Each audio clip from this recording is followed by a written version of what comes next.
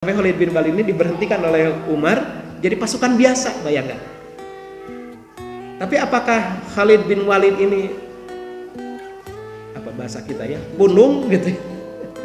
Dan dia mundur ketika orang-orang bertanya, saya berperang karena Allah, bukan karena Umar.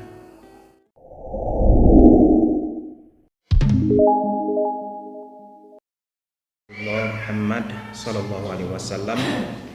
Mudah-mudahan salawat juga tercurah pada keluarga, sahabat, dan para pengikutnya hingga akhir zaman. Kita akan masuk ke pembahasan perang Mu'tah ya. Kejadian pada tahun 8 Hijriah atau 629 Masehi. Jadi ini tahun yang sama dengan terjadinya peristiwa perang Khaybar ya, yang sudah kemarin kita bahas. Hadirin fidakumullah, yang melatar belakangi terjadinya perang Mu'tah. Mu'tah ini nama tempat ya, nama sebuah lokasi kalau saat ini masuk ke wilayah Yordania ya, Mu'tah ini. Nah, perang ini dilatar belakangi ketika Rasulullah Shallallahu Alaihi Wasallam mengutus sahabatnya, yakni Harith bin Umair al-Uzdi. Harith bin Umair al-Uzdi, dia diutus oleh Rasulullah Shallallahu Alaihi Wasallam untuk menyampaikan surat dakwah kepada para pembesar Basrah ya. Nah, kemudian Harith bin Umair al-Uzdi ini ditangkap oleh Syurahbil bin Amr al-Ghassani yang waktu itu dia menjabat sebagai gubernur di Balqa. Syurahbil bin Amr al-Ghassani ini adalah kerajaan Arab yang tunduk kepada kerajaan Romawi, atau bisa dikatakan istilah saya negara satelit Romawi di wilayah Arab. Nah, Harith bin Umair al-Uzdi ini sebagai utusan diperlakukan tidak semestinya gitu. Dalam hubungan internasional itu sudah menjadi sebuah kesepakatan bahwa yang namanya utusan itu tidak boleh diganggu gitu. Tapi waktu itu dibunuh ya dengan cara dipenggal lehernya Harith bin Umair al-Uzdi ini, sahabat Rasulullah ya, oleh atas perintah Syurahbil bin Amr al-Ghassani.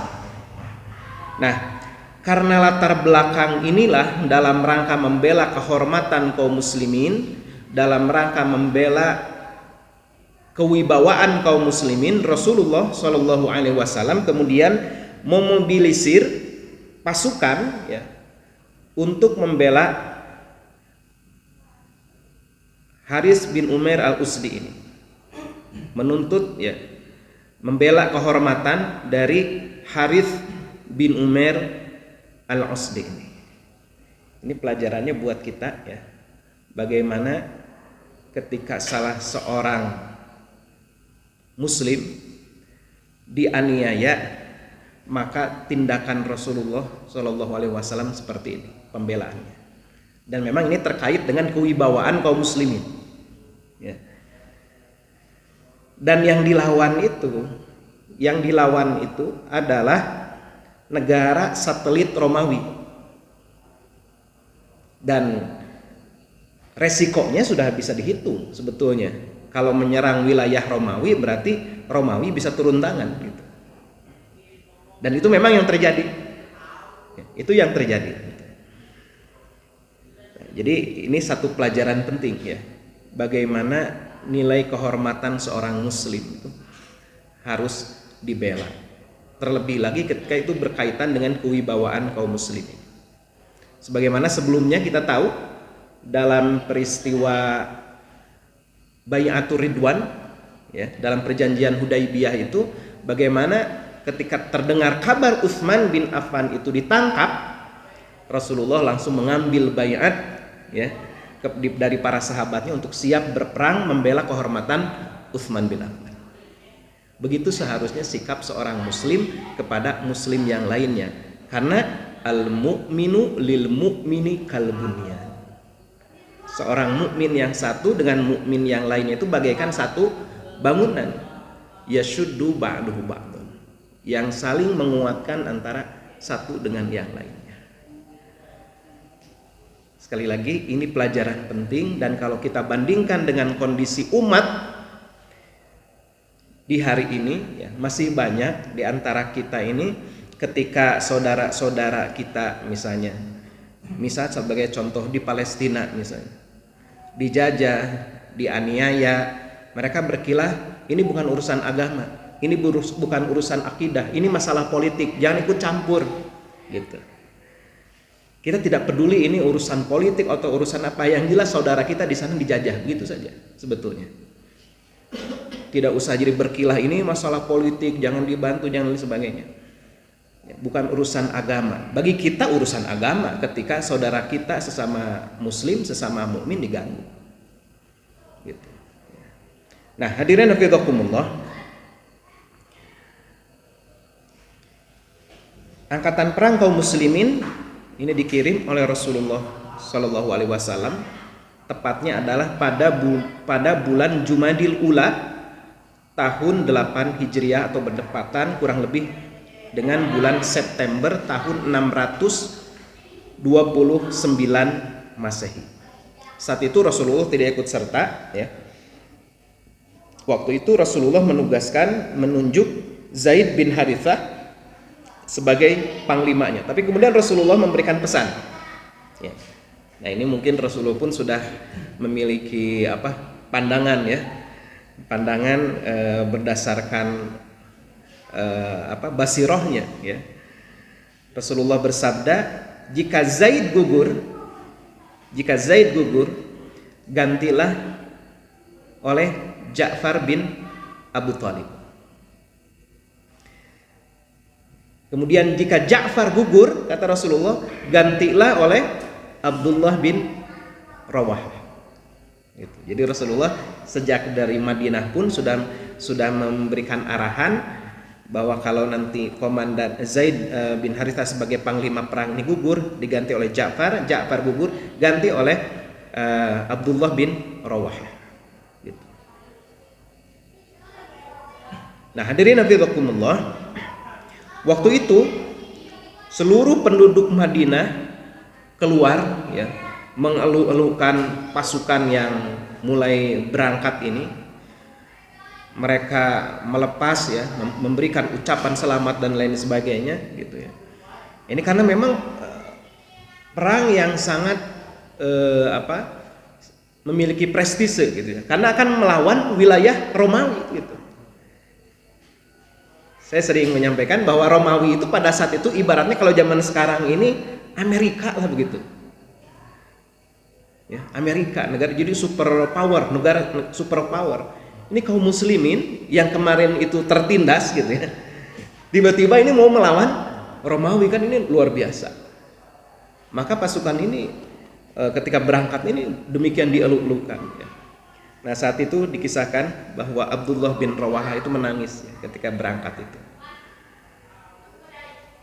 Bukan karena perpisahan dengan keluarganya, bukan karena ada rasa takut ya, takut mati gitu misalnya, tapi dia itu menyatakan, aku menangis bukan karena perpisahan dengan keluarga aku, bukan karena aku takut mati, tetapi aku khawatir ya, apa yang akan terjadi di akhirat kepadaku jika aku dalam perang ini gugur ya. Jadi dia sudah merasakan ya, sudah ada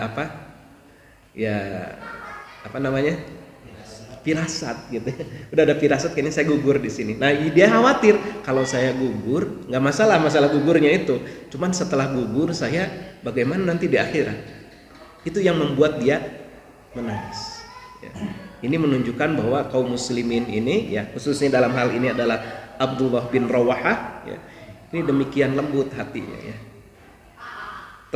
Terpaut kepada akhirat gitu. Ya, ini tipikal generasi awal Islam seperti ini gitu.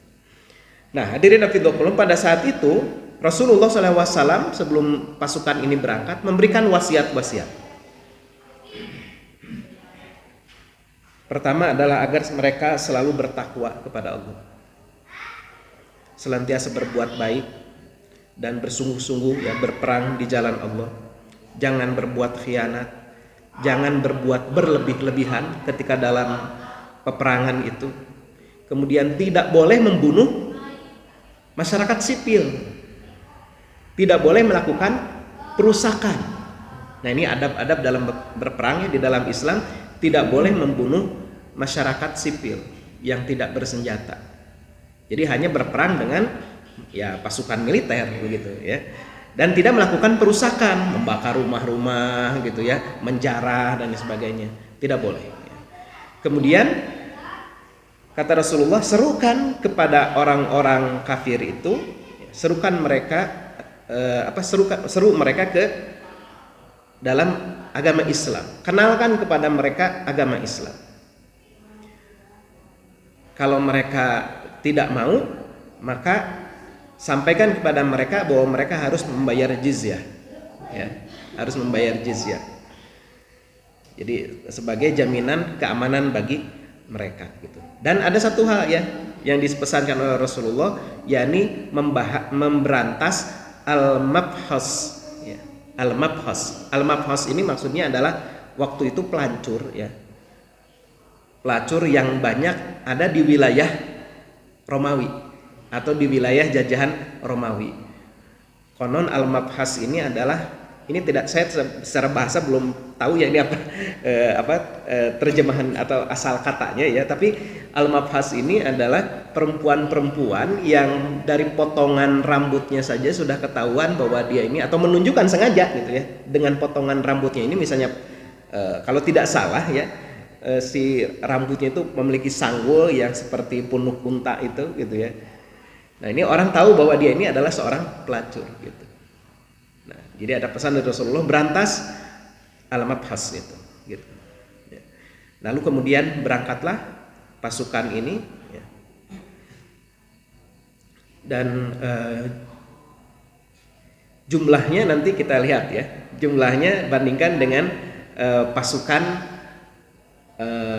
pasukan musuh yang akan dihadapi ya.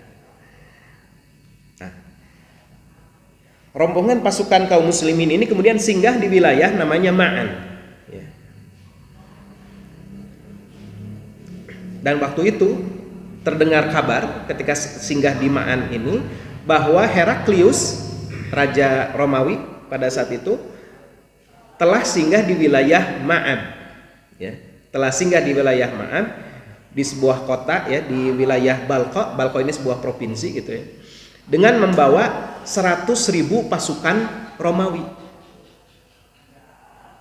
ya.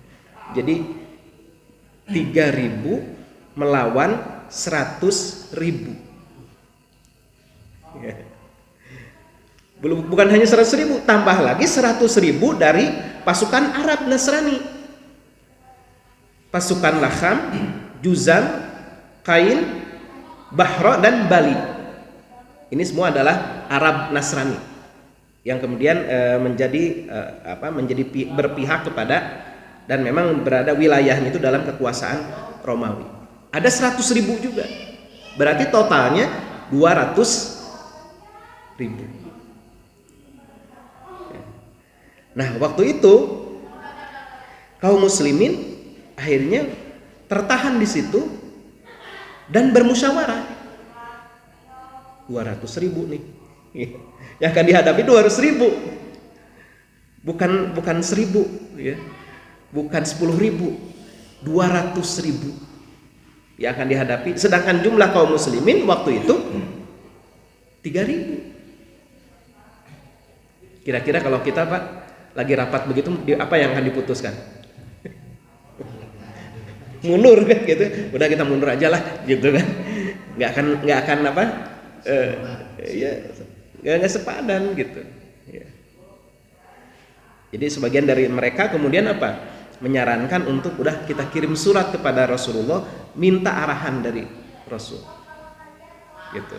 Mumpung belum perang nih, gitu. Minta arahan dari Rasul. Karena mereka pun kan secara akal manusiawi ya berhitung kan gitu, 200.000 lawan 3.000. Wah, gak mungkin. Kalau secara logika juga gak mungkin menang gitu. Secara logika gak mungkin menang. Makanya di antara mereka yang kemudian udah kita minta arahan aja kepada Rasulullah.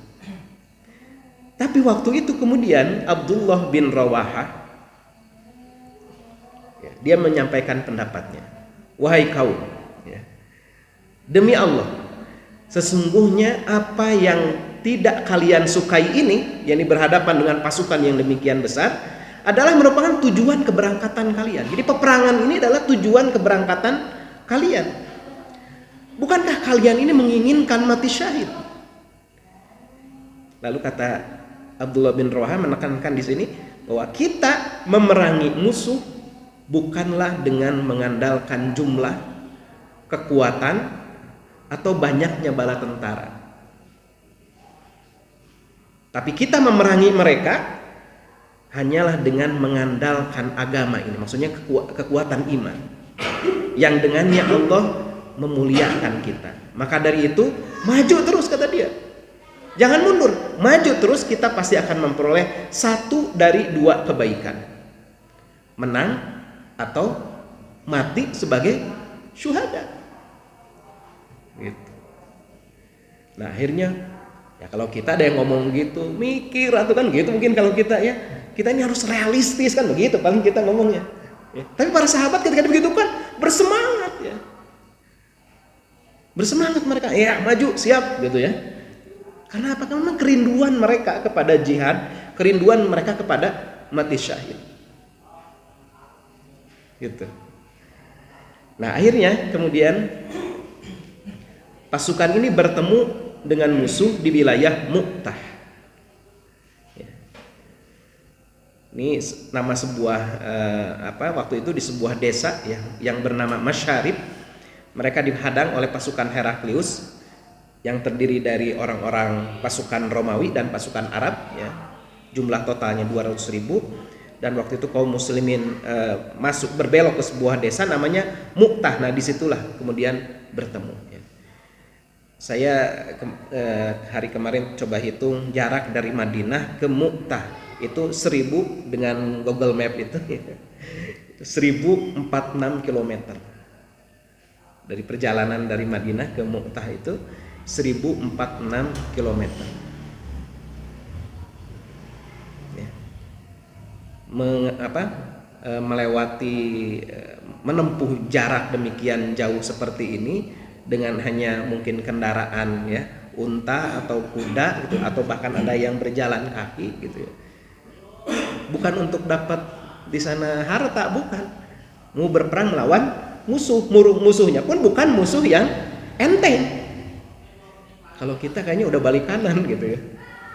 Tapi lihat ini, dari sini kita bisa melihat bagaimana keteguhan hati para sahabat, kemantapan tekad mereka untuk jihad fisabilillah seperti apa gitu. Kita bisa mengukur dengan diri kita ya. Coba aja renungkan gitu. Kalau kita menghadapi situasi ini, ya sudah bubar gitu. Itu mungkin sudah bubar gitu. Udah balik kanan aja gitu ya. Nah ini kalau dari peta ya, dari Madinah ke wilayah Jordan ke wilayah Mu'tah, dengan jalan kaki atau kendaraan waktu itu yang ada gitu ya. Nah ini kalau peta Jordan sekarang ya, Jordania sekarang, Mu'tah itu yang dilingkari itu, yang warna merah. Itu kan Amman itu ibu kotanya Jordan saat ini. Dari Madinah gitu ya. Nah, pasukan kaum muslimin kemudian mencoba mengatur posisi pasukan. Pasukan sayap kanan dipimpin oleh Qutbah bin Qatadah. Kemudian pasukan sayap kiri dipimpin oleh Ubayyah bin Malik.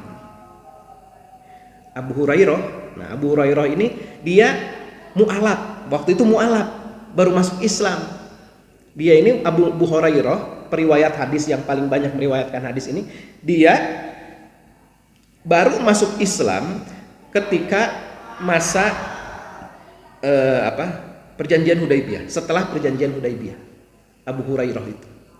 Makanya kalau dari kalangan Syiah itu ada yang mengatakan, Abu Hurairah itu tokoh fiktif gitu.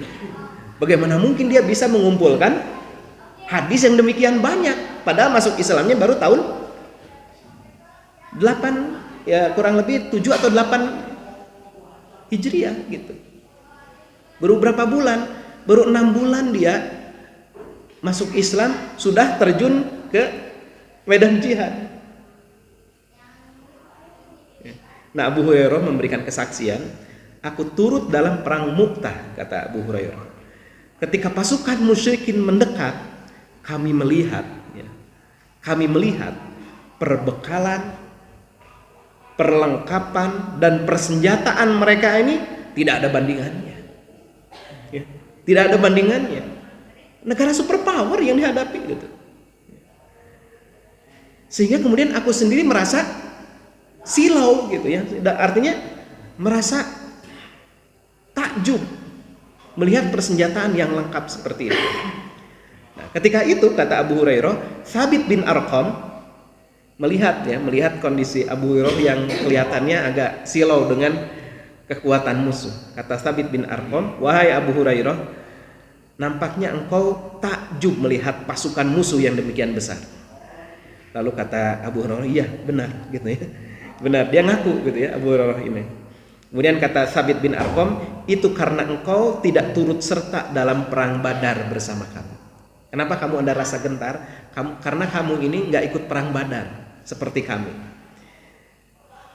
Ketika itu kata Thabit bin Arqam, ketika itu kami menang bukan karena besarnya jumlah pasukan. Jadi lihat ya, kekuatan iman, keyakinannya itu luar biasa itu kaum muslimin ini. Dia melihat bahwa dalam perang Badar pun jumlah kaum muslimin hanya 300, musuh jumlahnya 1000 gitu ya. Ternyata musuh bisa dikalahkan. Sehingga menarik kesimpulan bahwa memang kaum muslim ini dimenangkan tuh oleh Allah. Tidak mengandalkan kekuatan senjata, tidak hanya sekedar mengandalkan kekuatan senjata, tidak sekedar mengandalkan banyaknya jumlah pasukan gitu. Maka ungkapannya seperti itu. Itu karena kamu tidak turut serta dalam perang Badar bersama kami. Ketika itu kami menang bukan karena besarnya jumlah pasukan gitu. Kata Thabit bin Arqam. Ini gambarannya seperti ini nih kalau di papan catur ya. Kaum muslimin jumlahnya 3000 ya. Sedangkan pasukan kafirin waktu itu jumlahnya 200.000. Ya, ini kalau digambarkan dengan seperti ini, gak sebanding sama sekali. Ya, gak sebanding. Nah, kemudian terjadilah peperangan dan secara berturut-turut 3 komandan peperangan atau panglima militer pada saat itu yang ditunjuk oleh Rasulullah semuanya mati syahid. Pertama, Zaid bin Harithah. Dia gugur karena ada sebilah tombak yang menghujam tubuhnya, meninggal. Sebagaimana tadi pesan Rasulullah, kalau Zaid wafat maka digantikan oleh Ja'far bin Abu Thalib. Ternyata Ja'far bin Abu Thalib pun, nah ini Ja'far bin Abu Thalib ini dia baru pulang dari Habasyah.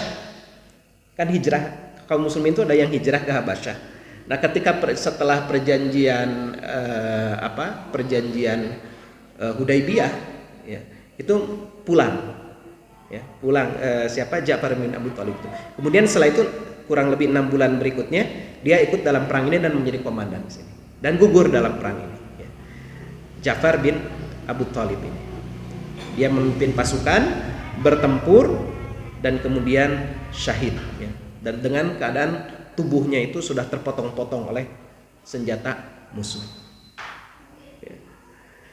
Setelah itu seperti dipesankan oleh Rasulullah, setelah kalau Ja'far wafat, maka Abdullah bin Rawahah maju menjadi komandan.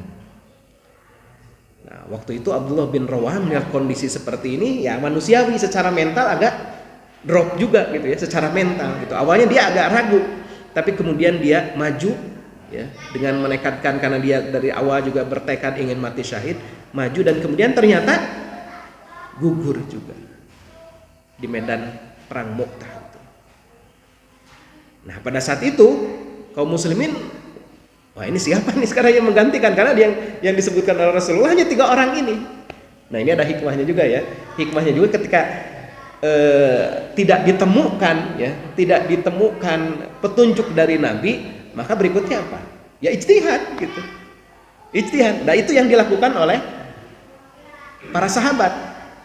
Jadi setelah 3 orang komandan ini mati syahid, maka panji Rasulullah waktu itu segera diambil oleh Thabit bin Arqam. Ya, bendera kaum muslimin diambil oleh Thabit bin Arqam. Kemudian dia berseru, wahai kaum muslimin, pilihlah seorang panglima di antara kalian. Lalu pasukan waktu itu mengatakan, sudah kamu aja gitu.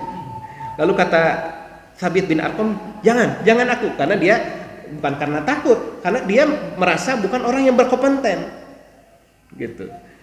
Maka waktu itu ternyata mereka sepakat memilih Khalid bin Walid. Masih ingat Khalid bin Walid? Khalid bin Walid ini adalah ketika kafir, ketika dia masih musyrik, dia inilah yang menjadi penyebab ya banyaknya pasukan kaum muslimin yang gugur dalam perang Uhud. Ya, serangan balik dari orang-orang musyrikin itu adalah karena kepiawaian dari Khalid bin Walid. Dan setelah dia masuk Islam, dia berperan besar di dalam perang Mu'tah ini. Ya. Nah, akhirnya Khalid bin Walid ya, dia diangkat menjadi panglima, lalu kemudian dia menerapkan strategi ya untuk menghadapi orang-orang kafirin waktu itu. Nah, ketika keesokan harinya, jadi perangnya itu bukan hanya sehari ya. Keesokan harinya sebelum perang dimulai, Khalid kemudian mengatur strategi. Ya. Barisan belakang, bagaimana strateginya? Barisan belakang yang tadinya orang-orang yang ada di belakang itu kemudian ditempatkan ke bagian depan. Yang bagian depan, yang awalnya ada di bagian depan itu dikebelakangkan. Kemudian pasukan yang tadinya ada di sayap kanan dialihkan ke sayap kiri, yang sayap kiri dialihkan ke sayap kanan. Untuk apa itu? Supaya orang-orang Romawi dalam perang itu dia menganggap bahwa telah terjadi pergantian pasukan. Gitu. Ini cerdik ya. Jadi supaya gini, pasukan Romawi itu dengan jumlah yang sebesar itu tapi tidak bisa mengalahkan 3.000 pasukan kaum muslimin, itu mentalnya sudah jatuh. Gitu. Bayangkan 200.000 melawan 3.000 dalam satu hari, tidak bisa mengalahkan yang 3.000 itu. Jadi secara mental mereka juga jatuh. Ini kenapa susah banget gitu mengalahkan mereka, padahal jumlahnya hanya 3.000. Maka kemudian keesokan harinya dibuat strategi seperti itu oleh Khalid bin Walid, sehingga orang-orang Romawi ini semakin jatuh mentalnya. Wah, ini sudah datang lagi nih pasukan yang baru, yang kemarin aja kita udah nggak sanggup gitu, ini tenaga baru datang gitu. Nah, maka secara mental kemudian jatuh pasukan Romawi ini.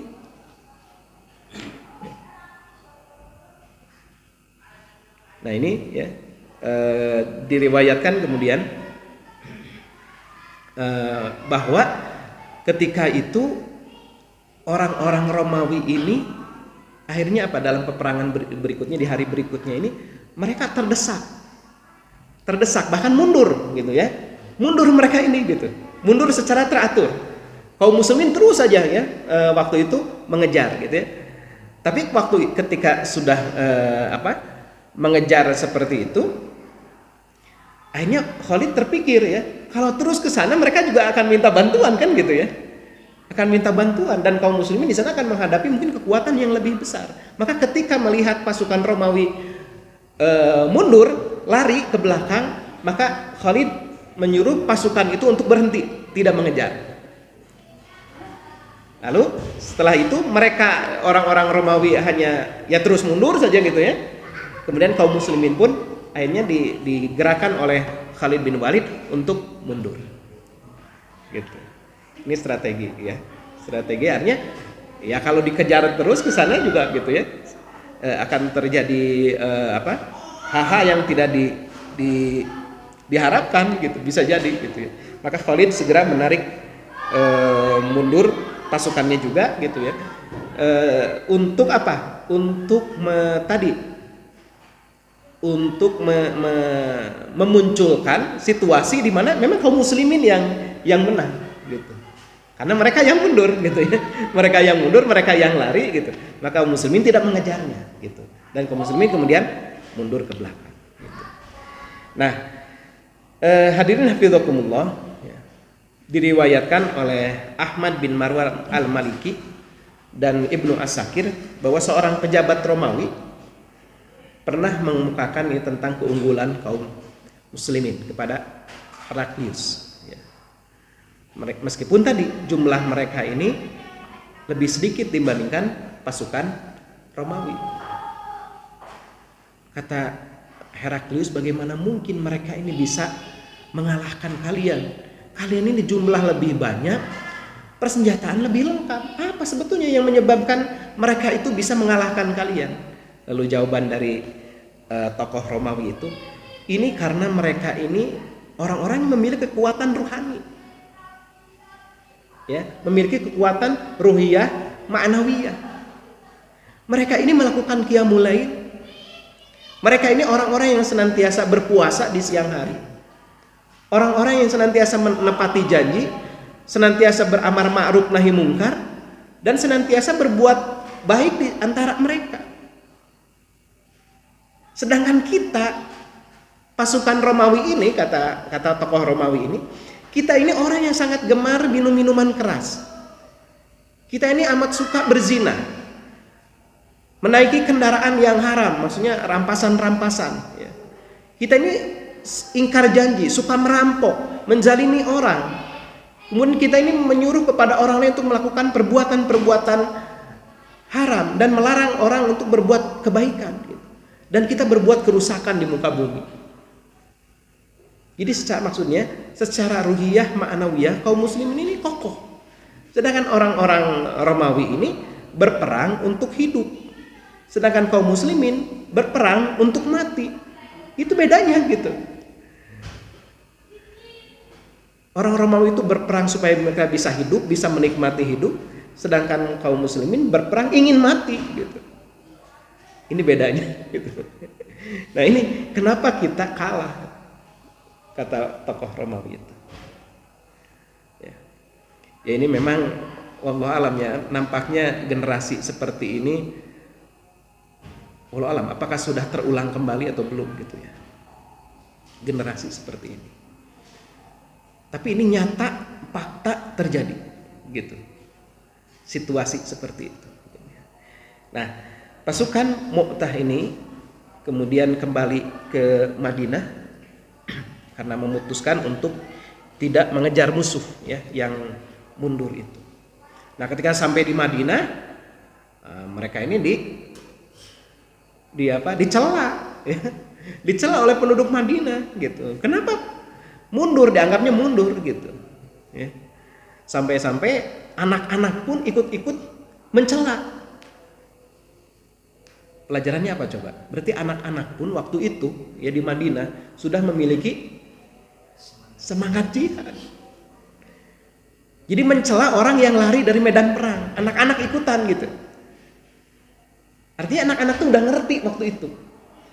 Anak-anak waktu itu dia memang sudah nuansa jihadnya tuh sudah muncul di dalam dirinya. Semangat juang itu sudah tertanam dalam dirinya. Jiwa kesatriaan itu sudah muncul gitu. Jadi ikut neriakin juga gitu, mencela gitu ya. Hei pasukan yang melarikan diri dari medan perang ya. Kalian ini sudah kabur dari jalan Allah gitu bahasanya. Tapi kemudian Rasulullah menyanggah ya kepada orang-orang yang mencela itu. Kata Rasulullah, mereka sama sekali bukan orang-orang yang melarikan diri dari medan perang, kata Rasulullah. Mereka insya Allah adalah orang-orang yang pulang, saat ini pulang, tapi mereka ini pasti akan kembali untuk bertempur. Dan ini nanti memang dibuktikan, ya, terutama Khalid bin Walid.